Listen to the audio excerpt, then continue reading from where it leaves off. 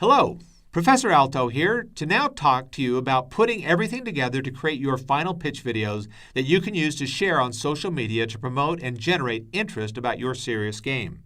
Through previous episodes, you have written a script and created a storyboard, which means you know the scenes and shots you need to create. Depending on your style and tone, you can follow different approaches to create your video.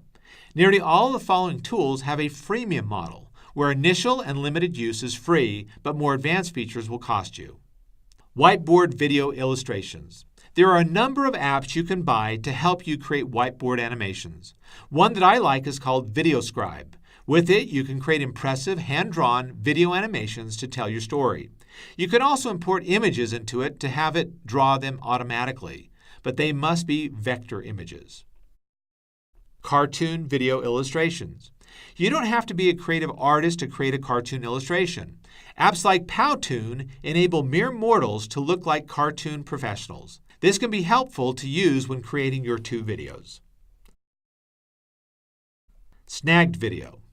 As I mentioned in a previous episode, there is a ton of video out there in the public domain you could snag and stitch together to create an original-looking production. Some of the best software out there to snag stuff from other sources is called Snagit. Original video.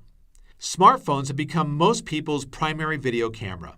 There are numerous video editing software applications out there. One that was recently created for those that are not experts on the Adobe suite of products is by Adobe and called Spark. You can also use Spark for other creative projects. Creating media content. When creating images, art, and content for videos and social media, I found a simple, easy-to-use tool called Canva that can empower the average person to create things that look very professional. I've also seen that Spark can help you create professional-looking digital images as well. Background music, voiceovers, and adding emphasis.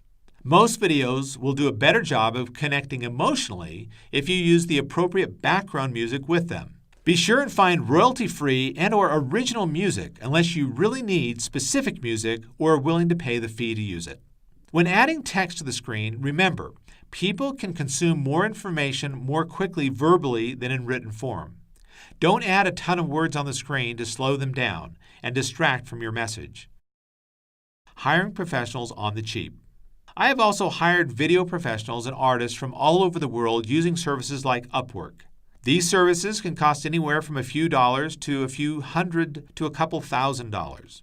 To successfully use these professionals, you have to have very well thought out scripts and storyboards so that there is little uncertainty about what you want them to do. You will have a couple of rounds of editing you can do with them to provide direction and support. It will generally take a few weeks to a couple of months to get this done. Follow an iterative process. As with all things innovation, an iterative process is the best approach. Create the first version of your video and then share them with others to get feedback. Ideally, you would create a couple of different versions of the same video to do A/B testing and see which one resonates the best. Take the feedback, then refine and improve until you have created a version that you think is the most powerful and persuasive. Good luck! Thanks for watching. Please look at the video description for links to exercises and other resources.